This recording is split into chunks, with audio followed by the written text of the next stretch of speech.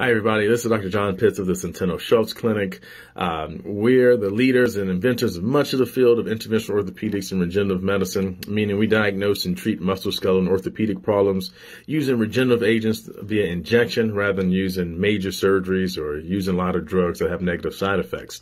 So this month of January and this week in particular, we've just been talking about, starting the new year off right, positive thoughts, getting some extra motion, setting some goals. We're ending the month talking about how to increase your energy levels. And so we're not talking about what supplements I can take, over-the-counter quick fixes, because some of those may be helpful. Some of those can have negative effects or cause addiction. We're just talking about daily simple things you can do that maybe improve your energy. So one of the things is just a positive mindset. So just thinking about things optimistically can give you better energy. Maybe set some time for some stress reduction activities like meditating or sitting and focused breathing type exercises or walking meditation.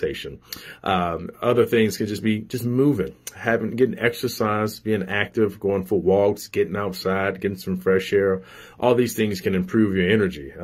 It's always a cycle. So when you feel sluggish, you don't want to do anything. But once you do more activities, start walking or doing more things, then it gives you more energy to do more things. So it's always that cycle like that. And other things are just eating healthy.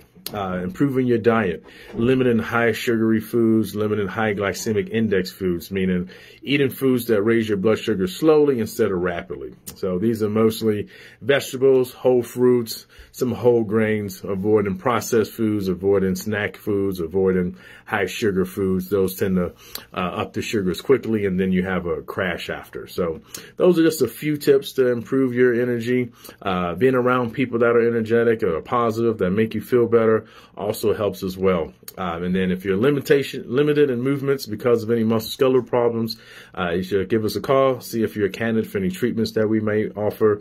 We're always here to help you out. You guys take care. Enjoy the new year. Have a good day.